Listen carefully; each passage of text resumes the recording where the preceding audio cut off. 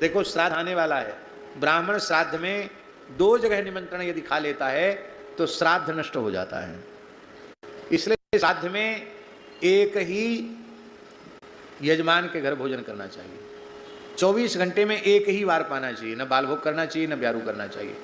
द्वारा भोजन करते ही श्राद्ध नष्ट हो जाता है। इसलिए श्राद्ध में निमंत्रित ब्राह्मण को तृप्त होकर पवाना पड़ता है। यहाँ तक लिखा है श्राद्ध में भोजन करने वाले ब्राह्मण को लौटकर फिर कोई पूजा पाठ कर्म नहीं कराना चाहिए। स्नान करके 1 सहस्त्र गायत्री का जप करना चाहिए और भूमि पर शयन करना चाहिए। ब्रह्मचर्य का पूर्ण श्रद्धा से पालन करना चाहिए।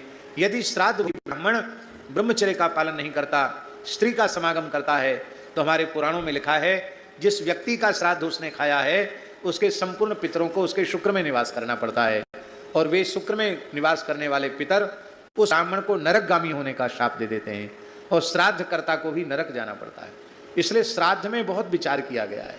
श्राद्धे कुर्यान्न विस्तरम, श्राद्ध में विस्तार न करे। श्राद्ध में सर्वश्रेष्ठ ब्राह्मण को निमंत्रण करना चाहिए, जो कम से कम 2 काल की संध्या करता हो, गायत्री का जप करता हो, उसे श्राद्ध में भोजन कराना चाहिए।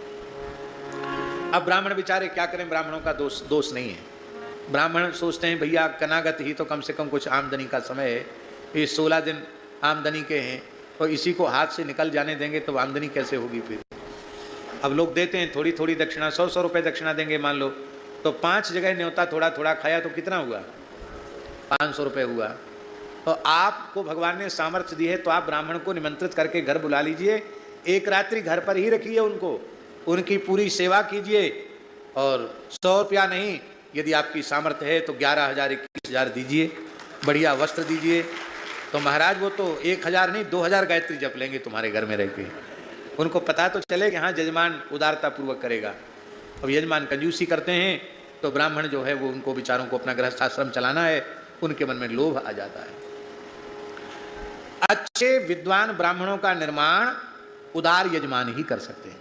अच्छे ब्राह्मणों का निर्माण करना चाहिए समाज में, नहीं तो धर्म कर्म का लोप हो जाएगा, बहुत आवश्यक है। यहां तक लिखा है शर्मा जी कि श्राद्ध में यदि सर्वोत्तम ब्राह्मण न मिले और ब्राह्मण स्वयं श्राद्ध करना है तो अपने पुत्र को श्राद्ध में भोजन करा दे। यदि पुत्र में वो श्राद्धी ब्राह्मण के लक्षण है, वो भी न हो तो स्वयं अपना संकल्प करके श्राद्ध खा ले, लेकिन अपात्र कुपात्र व्यक्ति को श्राद्ध में भोजन नहीं कराना चाहिए। श्राद्ध कुर्यान्न विस्तरम।